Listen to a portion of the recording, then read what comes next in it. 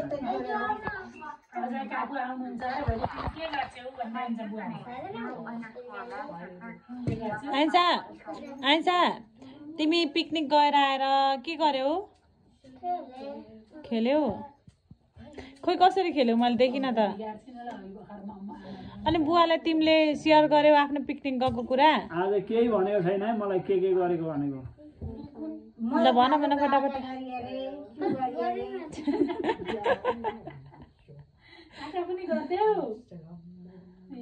सु चाहिँ आयो एकचोटि हाफेन खोल्न आपत परेको थियो नि अनि अलिकति त कट्टुमै चुयो होला नेकलेस लाउन त्यसको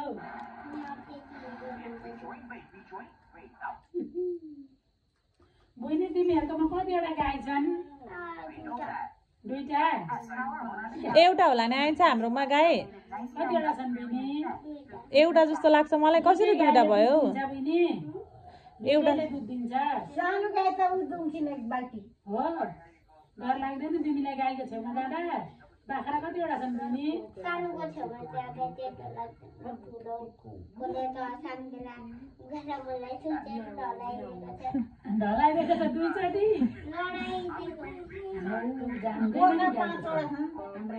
बाख्रा 5 वटा छन् बहिनी 5 वटा छन् छ नि अघि मैले त देखेको 5 वटा खसी नि अनि पोहोर अझै काको बिहेको दिन एउटाले बाख्रा लग्यो नि त हाम्रो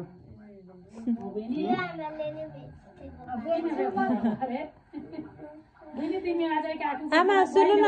अझै काकुको बिहेमा जाने दिन बिहान बाख्रा बाख्रो भन्दै आयो कि आमाले दिनुभयो लास्टमा त पाल्न दिनुभएको रहेछ क्या अहिलेसम्म ठुलो बनाएर कतिवटा पाठा ल्याइसक्यो होला ल्याइदिँदै ल्याइदिँदैन त्यो दिन त आज काकुको बिहेमा गएन नि त हैन तिमीले छोडेर गएको थियौ नि कहिले देखिन त तिमीलाई तिमीले मलाई देखेौ त देखिन हजुर बिजी हुनुहुन्थ्यो भन्देऊ न म त तिमीलाई देख्दै देखिन नि तिमीले नआएर उडाइ गरे यस्तो चिसो थियो नि त कस्तो चिसो थियो नि त्यति बेला अनि राति त अब सुताउनु पर्यो दिनभर त म तलै बिचारा मम्मीले हैरान छ खालीमा 100 रुपैयाँ भाडा बहिनी त नि अझै काको 50 रुपैयाँ आउँदा जाँदा 100 एक रातको 100 राति कुदिहाल्थ्यो चिसोमा अब बहिनी त अनि 30 सुच्छु भन्दै थिइन अरे एक दिन क्या आमा सुन्नु न अझै काकुको बिहेको पार्टीको दिन बिहान होइन चक्लेट खान मन लागेको छ आइन्सालाई अनि त्यसरी चक्लेट लिन दोकान गइछिन् होइन चक्लेट पनि किनेर ल्याइछिन् होइन 10 रुपियाँको अनि त्यहाँ अब गाउँका साना साना बच्चाहरूले केटाहरूले छेकेर यस्तो गरेर चक्लेट माग्न आँटेछन् कि अनि आइन्सा चाहिँ ठिङ्गो बेर नि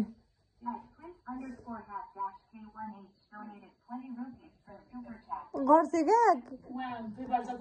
होइन त्यहाँ काकुको बिहेको दिन क्या त्यो को 2-3 जना केटाले यस्तो गरेर दुईटा हातले गरेर चक्लेट माग्न छेकेका थिए कि साना केटाले कि उसले चाहिँ आफ्नो सुरक्षा आफै गर्नुपर्छ भनेर बुझेर होला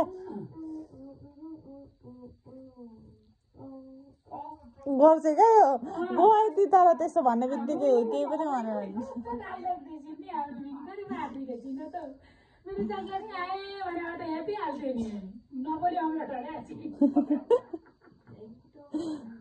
बुढाबुढीसँग बसेको यस्तो हुन्छ क्या केटाकेटीसँग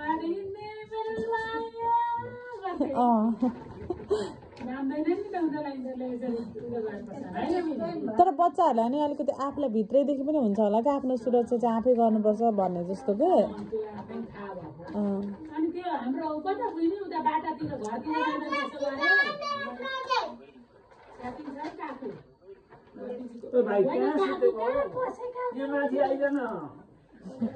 काकु चिसोले फेरि भयो त भुँडी ढाडिएर भुँडीले फेरि इटारी भन्ला नि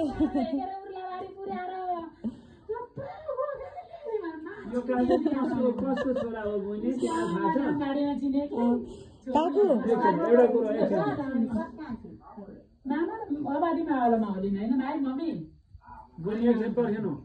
सबैजना पर्छन् ल बहिनीले भन्छन् आइसा बुवाले के भन्नुहुन्छ अब चुप लाउनु एकछिन चुप लाउनु बहिनी यो काकु कस्तो छोरा हुनुहुन्छ भन त कस्तो छोरा हो अनि यो काकुको अर्को फुपू पनि हुनुहुन्छ हो बहिनी हुनुहुन्छ भन न बहिनीको के हो फुपूको नाम के हो नानी? ऊ त काली फुपू भन्थ्यो सानोमा, आजकल चाहिँ भन्दैन। श्रेया हो नानी, श्रेया फुपू। ऊ चाहिँ गोरी भयो होला फुपूलाई काली फुपू भन्थ्यो क्या सानो। फुपू उसले के भन्छ बाबा पनि कालो मम्मी पनि कालो म पनि कालो यो दादालाई त डस्टबिनमा भेटेर ल्याएको के गर गोरो लग्यो म चाहिँ कस्ती बहिनी भने तपाईँ पनि कालो भाइ बहिनी भन्दा त मै गोरो छु अनि हाम्रो को गोरो बुवा गोरो कि बहिनी गोरो यो दुईजनाले फेरि गरौँ। दुईजना गोरो अनि हात मेरो लामो छ कस्तो लामो छ बुवा अस्ति बुवा खोकी लागेको छ बाहिर बस्छ। मेरो पालो यत्रो बाटो ल्याएर बाउ छोरीले हानेको त भागे। हो बहिनी खानुहरू थिएन त्यति बेला मलाई थाहा छ। यहाँलाई नै मैले ढाड बचाइदिएँ। बोलिसक्नु छ र यार। बहिनी, यो बुवा मेरो को हो तिम्रो बुवा मेरो को हो मलाई थाहा छ। थाहा छैन कि क्या हो बहिनीलाई हो भने को लु भन त बुवालाई के भन्नुपर्छ आमाले भन त इन्टरको आमाले लु भन तिमीलाई थाहा छ भने अब हजुर ए बुवालाई हो बुवालाई बुवालाई चाहिँ के इटरको आमाले यहाँ बुवालाई के भन्नुपर्छ के उहाँ आमाले बुवालाई भाइ बुवालाई पो भाइ भन्ने हो त यहाँ बुवालाई त दाजु नि हो भने बुवाको बहिनी पो हो त दाँत खुसिन्छ नगर न दाँत खुसिन्छ दुर्गापुरीको आमा दुर्गापुरीको माइली आमा पनि बहिनी दैचोकको आमा पनि बहिनी बुवा चाहिँ तिमी ठुली फुपू दही खाने चोक। नानी उहाँको भाइ आइरहेको थियो नि तिम्रो खेलाउने दे भन्दै थियो नि अस्ति नि आमा, त्यो भाइलाई त जिन्दगी हजुर त्यो भाइलाई जिन्दगी भर नबोलाउनु मेरो सब माल गायब गरिदिन्छ। कस्तो भाइ छ बहिनी तँ हो कस्तो छ हेर्दा त राम्रै छ नि बहिनी हेर्दा त ह्यान्डसम छ नि त बहिनी पानी दादा राम्रै छ तर चोर जस्तै गर्नुपर्छ। म तिम्रो खेलाउने लगिदिन्छु भने बहिनी आफै टाङ्गाबाट भइदिइहाल्यो म चाहिँ के गर्नु। के गर्नु बहिनीले केही गर्न सकिनन् नि बहिनी अब मेरो सब खेलाउने उता पनि गइसक्यो अब त्यसले कसरी बेच्छ त्यो होइन नि कहाँ होला कि के भन्नुपर्छ हौ दाजु दाजु तर म भन्दिनँ दादा मात्र भन्छु। दाजुको नाति नि के भन्छ बहिनीले